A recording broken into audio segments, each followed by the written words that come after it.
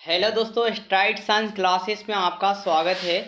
तो आज हम पढ़ने वाला है क्लास 10 जियोग्राफी चैप्टर नंबर 1, जिसमें हमारा चैप्टर का नाम है, पहले जो हमारे चैप्टर का नाम है आपका भारत में संसाधन एवं उपयोग, मतलब भारत के जो संसाधन है वो और उसका दोस्तों उपयोग। ये जो हमारा क्वेश्चन होगा ये Bihar board exam, UP board exam और अनदर एग्जामों के लिए होगा, और फिर कॉम्पिटेटिव एग्जामों में ऐसे प्रश्न बहुत ज़्यादा आने की संभावना होती है। तो चलिए दोस्तों, देर ना करते हुए अपने वीडियो को स्टार्ट करते हैं। और टोटल दोस्तों एक और बात बता दें, टोटल हमारा NCERT MCQ है, ठीक है दोस्तों। और ज़्यादातर एग्जामों को पता है कि NCERT सवाल बहुत ज़्यादा उठाए जाते हैं।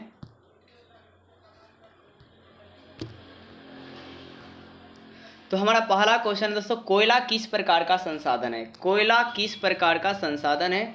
तो कोयला दोस्तों अनवीकरणीय संसाधन है। मतलब जब कोयला अनवीकरणीय संसाधन किसे कहते हैं, तो वैसे संसाधन जिसे एक बार प्राप्त करने के बाद इसे दोबारा आप नहीं प्राप्त कर सकते। एक बार जब ये ख़त्म हो जाएगा पूर्ण रूप से पृथ्वी पर, तो दोबारा आप ये नहीं आ जाएगा। जैसे कोयला खदानों से कोयला निकालते जाइए और एक दिन यह समाप्त हो जाएगा। तो इसे सीमित मात्रा में निकालना चाहिए, इसलिए बहुत सारी इसके संरक्षण की व्यवस्था की जाती है। अब है क्या दोस्तों, सौर ऊर्जा का में निम्नलिखित में कौन सा संसाधन है? मतलब सौर ऊर्जा जो है, तो देखिए दोस्तों, जो सौर ऊर्जा है ना, ये आपका नवीकरणीय संसाधन या पुनःपूर्ति योग्य कह सकते हैं। मतलब इसे दोबारा प्राप्त कर सकते हैं। देखिए दोस्तों, जिसे दोबारा प्राप्त नहीं कर सकते हैं एक बार ख़त्म होने के बाद, तो उसे अनवीकरणीय कहते हैं, ठीक है दोस्तों। और आपको है क्या कि जिसे आप दोबारा प्राप्त कर सकते हैं उसे नवीकरणीय या पुनः प्रतियोगी कहते हैं। तो सौर ऊर्जा कैसा संसाधन है? तब पुनः पूर्ति योग्य है, मतलब दोबारा से आपको ये पूर्ति हो जाएगा। नेक्स्ट है हमारा दोस्तों, तट रेखा से कितने किलोमीटर की क्षेत्र सीमा अपवर्जक आर्थिक क्षेत्र कहलाती है? तो दोस्तों तट रेखा से अपवर्जक आर्थिक क्षेत्र की जो सीमा है वो 200 NM है। कितने हैं दोस्तों? 200 NM है। अब है दोस्तों, डाकुओं की अर्थव्यवस्था का संबंध किससे है? तो डाकुओं की अर्थव्यवस्था का संबंध दोस्तों, अर्थव्यवस्था का जो लोग अगर संसाधनों को बहुत ज़्यादा अनियोजित विदोहन करते हैं तो उनको कहा जाता है कि डाकुओं की अर्थव्यवस्था का उनका संबंध है। तो डाकुओं की अर्थव्यवस्था का संबंध का मतलब क्या होता है दोस्तों? संसाधनों का अनियोजित विदोहन। क्या दोस्तों?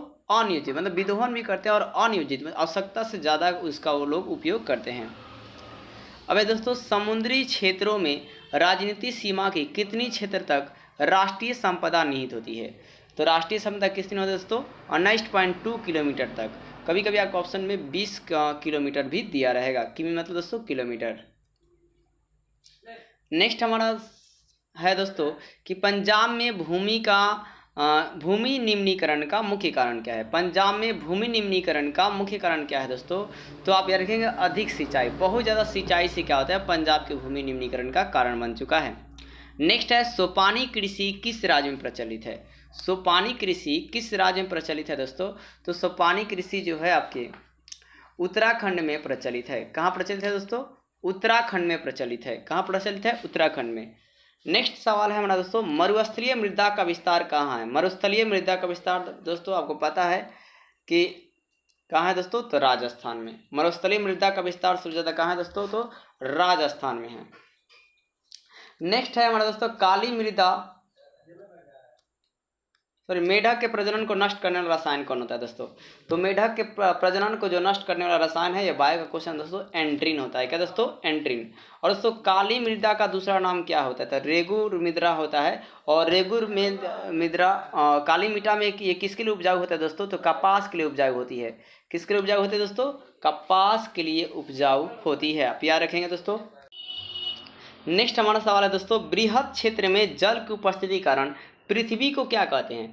तो दोस्तों बृहद क्षेत्र में जल की उपस्थिति के कारण जो पृथ्वी को क्या कहा जाता है? तो नीला ग्रह कहते हैं दोस्तों। क्योंकि आपको पता है कि बृहद क्षेत्र में जल जो है आपका 1/3 जल ही है। मतलब भाई दोस्तों 75% लगभग क्या है दोस्तों? जल ही है, और मात्र 25% है। मतलब आपका 1 रुपया में 75 पैसा जो है आपका पानी है, और 25 पैसा क्या है दोस्तों? स्थल है। और इसी स्थल पर पहाड़ वहाड़ सब मिल लेकर हैं। अब दोस्तों नेक्स्ट हमारा पॉइंट है, ये आपको याद रखेगा, बृहद क्षेत्र के जल की उपस्थिति के कारण पृथ्वी को क्या कहते हैं दोस्तों? नीला ग्रह कहते हैं। क्या कहते हैं दोस्तों? नीला ग्रह कहा जाता है, ब्लू प्लैनेट कहते हैं। अब दोस्तों, कुल जल की कितना प्रतिशत भाग महासागरों में निहित होता है? तो दोस्तों 96.6% दोस्तों। कितना दोस्तों, मतलब महासागर में जल कितना समाहित है, तो 96.6% दोस्तों। अब प्राणियों में पूछेगा दोस्तों तो 65%। नेक्स्ट वाले दोस्तों, देश के बांधों को किसने भारत का मंदिर कहा था, तो देश के बांधों को भारत का मंदिर किसने कहा था, तो पंडित नेहरू जी, जिनका इनका नाम पूरा नाम है क्या, पंडित जवाहरलाल नेहरू। क्या नाम है दोस्तों, पंडित जवाहरलाल नेहरू। नेक्स्ट है दोस्तों, नेक्स्ट है हमारा दोस्तों, प्राणियों के शरीर में कितना प्रतिशत जल होता है। अभी हमने बताया दोस्तों कितना दोस्तों, 65%। कितना दोस्तों, 65%। और बिहार में अति जल दोहन के कारण किस तत्व का संकेंद्रण बढ़ गया है दोस्तों, तो आर्सेनिक का बढ़ा है। और कानपुर में पूछेगा दोस्तों तो फ्लोराइड का बढ़ा है। नेक्स्ट है दोस्तों कि भारत में 2001 में कितने प्रतिशत भौगोलिक क्षेत्र वन का विस्तार है। भारत में दोस्तों 2001 में क्या दोस्तों, 2001 में कितने प्रतिशत वन का विस्तार है, तो 19.27%। कितना दोस्तों, 19.2% आपके 2001 में भारत का वन विस्तार था। तो भारत 2001 में वन विस्तार कितना था, 19.27%। अब है दोस्तों, वन स्थिति रिपोर्ट के अनुसार, वन स्थिति रिपोर्ट के अनुसार भारत का वन का विस्तार कितना है। तो ये भी आप याद रखेंगे दोस्तों, बहुत ही अच्छा सवाल है। वन वाला एक बिहार में जरूरी आता है दोस्तों। तो 20%, कितना दोस्तों, 20% भौगोलिक क्षेत्र में है दोस्तों। बिहार के कितने भौगोलिक क्षेत्र का वन का फैलाव है दोस्तों, बिहार में, तो बिहार में दोस्तों कितने वन का फैलाव है दोस्तों, तो आप याद रखें दोस्तों, बिहार में आपका है वो जो 20% है। कितना दोस्तों, 20% भौगोलिक वन का फैलाव दोस्तों कितना है दोस्तों, 20%। कितना दोस्तों, 20। लेकिन वर्तमान में पूछेगा दोस्तों कि वर्तमान में कितना है, तो आप याद रखिएगा दोस्तों 7%। कितना है दोस्तों, 7%। कितना है, 7%। वर्तमान में जब सवाल लग जाएगा तो वहाँ पर आप टिक करेंगे 7%। नेक्स्ट है दोस्तों, पूर्वी उत्तर राज्यों में 188 आदिवासी जिलों में देश के कुल कितना प्रतिशत वन है। तो कुल दोस्तों वन का जो है, जो 188 आदिवासी, आप ऐसे याद रख सकते हैं, 188 आदिवासियों के जिला में 60.11% वन है। 188 आदिवासी जिलों में कितना है दोस्तों, 60.11%। अब तो किस राज्य में वन का विस्तार सबसे अधिक है, किस राज्य में वन का विस्तार सबसे अधिक है, तो एमपी में दोस्तों। एमपी मतलब मध्य प्रदेश दोस्तों। अब दोस्तों, वन संरक्षण और प्रबंधन की दृष्टि के से वनों का वर्गीकरण कितने भागों में किया गया दोस्तों, 3 वर्गों में। वन संरक्षण और प्रबंधन की दृष्टि से वनों का वर्गीकरण 3 भागों में किया गया है। नेक्स्ट है दोस्तों, 1951 से 1980 तक लगभग कितना वर्ग किलोमीटर वन क्षेत्र, वन कृषि भूमि में परिवर्तित किया गया। मतलब 1951 से 1980 में जो आपका वन था वो कृषि क्षेत्र में परिवर्तित किया गया, वो कितना था, तो सब 26,000 आपका क्या जी 200, मतलब 26,200। ठीक है दोस्तों, वर्ग किलोमीटर बोल सकते हैं, मतलब 2,600, 2000 क्या दोस्तों, 26,200। अब है क्या दोस्तों,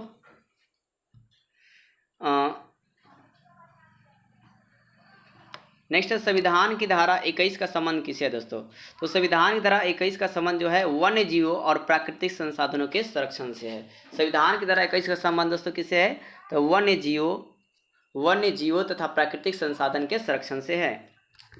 नेक्स्ट है दोस्तों कि एक एनजीओ के वानिकी रिपोर्ट के अनुसार 1948 में कितने हेक्टेयर भूमि वन का विस्तार था। तो दोस्तों 4 अरब हेक्टेयर। कितना दोस्तों, 4 अरब हेक्टेयर था।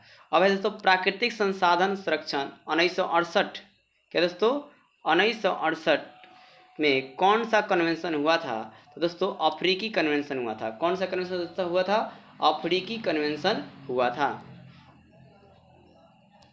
नेक्स्ट है दोस्तों, कौन सा जीव केवल भारत में पाया जाता है, तो डॉल्फिन दोस्तों। डॉल्फिन एक ऐसा जीव है जो सिर्फ भारत में पाया जाता है। और भारत का राष्ट्रीय पक्षी क्या है दोस्तों, तो आप सभी को पता है दोस्तों, मोर होता है। नेक्स्ट दोस्तों, मैंग्रोव सबसे अधिक विस्तार कहाँ होता है दोस्तों। मैंग्रोव सबसे अधिक विस्तार कहाँ है, तो मैंग्रोव का जो सबसे अधिक विस्तार है दोस्तों वो आपका सुंदरवन में है। और सुंदरवन दोस्तों कहाँ है, तो पश्चिम बंगाल में है, वेस्ट बंगाल में है दोस्तों। अब है दोस्तों नेक्स्ट सवाल हमारा कि टेक्सोल का उपयोग होता है दोस्तों। तो टेक्सोल का उपयोग कैंसर में होता है, कैंसर के इलाज में किया जाता है। टेक्सोल का उपयोग किसमें करते हैं दोस्तों? कैंसर के उपयोग में करते हैं। अब दोस्तों चरक का संबंध किससे है? तो भारत से। चरक एक दोस्तों प्राचीन आर्यवैद्य थे। मतलब चरक कौन थे दोस्तों? तो प्राचीन आर्यवैद्य थे। ये भी सवाल पूछेगा दोस्तों, प्राचीन आर्यवैद्य कौन थे? तो चरक थे। इनका संबंध किससे दोस्तों? तो भारत से। मतलब क्योंकि भारत के रहने वाले थे। और चरक संहिता कौन लिखे थे? तो चरक ही लिखे हैं।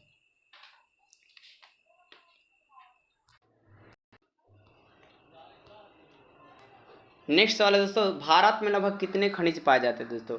तो 100 से अधिक खनिज पाए जाते हैं दोस्तों। कितने दोस्तों? 100 से अधिक खनिज पाए जाते हैं। फिर है दोस्तों कि इनमें से कौन सा लोह युक्त खनिज का उदाहरण है दोस्तों? लोह युक्त खनिज का उदाहरण कौन सा दोस्तों? तो मतलब जिसमें लोहा पाया जाएगा उसे लोह युक्त खनिज कहेंगे। तो दोस्तों वो होता है मैग्नीज। क्या दोस्तों? मैग्नीज लोह युक्त खनिज का उदाहरण है दोस्तों। और ये सब क्या है? अलोह युक्त खनिज का। अभ्रक हो गया, बक्साइट, चूना पत्थर का दोस्तों अलोह युक्त खनिज के उदाहरण है। नेक्स्ट है दोस्तों, अधात्विक खनिज के उदाहरण कौन है? अधात्विक खनिज का उदाहरण कौन है? जो मतलब दोस्तों जिसमें अधात्विक पाई जाती है वो क्या है दोस्तों? अधात्विक खनिज होंगे। तो दोस्तों अभ्रक जो है आपका अधात्विक खनिज है। किस खनिज को उद्योगों की जननी कहते हैं? तो दोस्तों लोहा खनिज को उद्योगों की जननी कहते हैं दोस्तों। कि खनन का जो कार्य होगा वो किससे होता है? ज़्यादातर तो लोहे पार्टिकल से किए जाते हैं। अब दोस्तों लोह अयस्क एक प्रकार का क्या है दोस्तों? तो लोहा का अयस्क जो है लिग्नाइट भी होता है, हेमेटाइट भी होता है और बिटुमिनस भी होता है दोस्तों। यानी कि इनमें से क्या है दोस्तों? सभी हो जाएगा। क्या हो जाएगा दोस्तों? सभी हो जाएगा।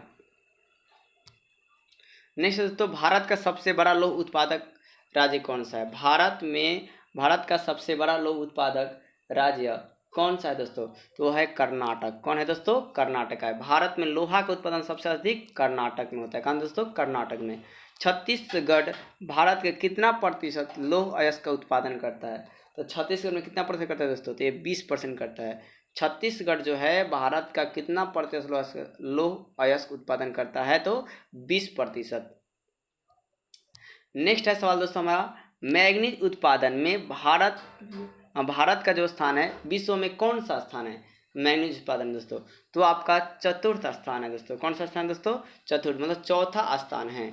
अब है तो 1 टन इस्पात बनाने में कितना मैग्नीज लगता है? तो 10 किलोग्राम। 1 टन इस्पात बनाने में कितने मैग्नीज का उपयोग करते हैं? तो 10 किलोग्राम मैग्नीज का उपयोग उसमें करते हैं। अब तो उड़ीसा किस खनिज तेल का सबसे बड़ा उत्पादक है? उड़ीसा है जो तो दोस्तों उड़ीसा जो है सबसे बड़ा उत्पादक किसका है दोस्तों? मैग्नीज का। किसका दोस्तों? मैग्नीज का है। और मैग्नीज में भारत का पूछेगा दोस्तों विश्व में कौन सा स्थान है? तो चौथा स्थान है। दोस्तों अल्मुनियम बनाने के लिए किस खनिज तत्व की आवश्यकता होती है? तो बॉक्साइट का दोस्तों। और बॉक्साइट का फॉर्मूला क्या होता है दोस्तों? तो Al2O3 इंटू 2H2O। क्या होता है दोस्तों बॉक्साइट का? Al2O3 into 2H2O। देश में तांबे का कुल भंडार कितना है दोस्तों? तो देश में तांबे का कुल भंडार कितना है? तो 150 करोड़ टन है। कितना दोस्तों? 150 करोड़ टन है दोस्तों। फिर दोस्तों बिहार झारखंड में देश का कितना प्रतिशत अभ्रक का उत्पादन होता है? बिहार झारखंड में दोस्तों देश का कितना प्रतिशत अभ्रक का उत्पादन होता है? तो 80% दोस्तों। कहाँ दोस्तों? कितना दोस्तों? 80%। और सीमेंट उद्योग का कच्चा माल क्या है दोस्तों? तो चूना पत्थर है। क्या दोस्तों? चूना पत्थर होता है।